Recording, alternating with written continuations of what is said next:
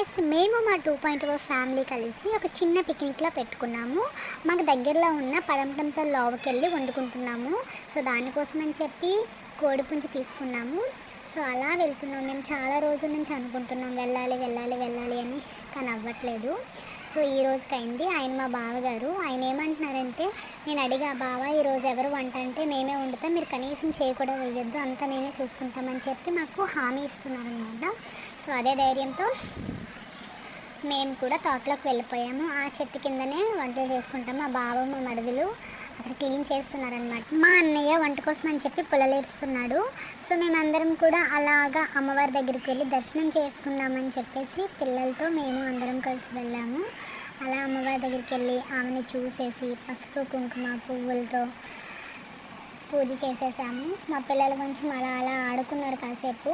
తర్వాత ఇంక మేము బొట్టు పెట్టుకొని పైకి వెళ్ళాము. ఇక్కడ అమ్మవారు చాలా అందంగా ఉంటారు. ఈ గుడి ఈ మధ్యనే రీమోడలింగ్ చేశారు. చాలా బాగుంది, చల్లగా ఉందన్నమాట. ఇంకా అక్కడి నుంచి కిందకి వచ్చేసిన తర్వాత మేము ఓన్లీ గర్ల్స్ అనగానే జల్దీఫే వాడుకున్నాము. మా హస్బెండ్ మా బావలు వాళ్ళందరూ కూడా వంటలు చేస్తున్నారు. మేము వీక్ అంతా అలసిపోయి వంటలు చేస్తూ ఉంటాం కదా, సో వాళ్ళు ఈసారి చేస్తున్నారు వంటలు. ఇంకా వాళ్ళు కూడా తర్వాత వంట అయినాక కాసేపు అయినాక వాళ్ళు వచ్చి కూడా ఆడుకున్నారు. నేనైతే మామిడికాయలు దొంగతనం చేశాను. సో అవి ఉప్పు కారం పెట్టుకుంటే తింటే ఉంటుంది, చాలా బాగుంటుంది. మా హస్బెండ్ ఐడియా చూసారు ఎలా ఉందో, బెల్ట్లతో ఉయ్యాలు కట్టారనమాట.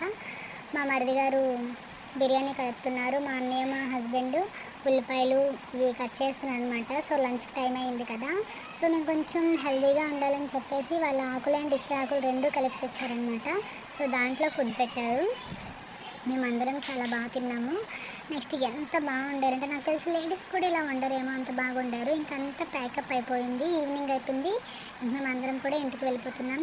ఇలాంటివి కూడా మేము చాలా జరుపుకోవాలని మనస్ఫూర్తిగా కోరుకుంటున్నాం.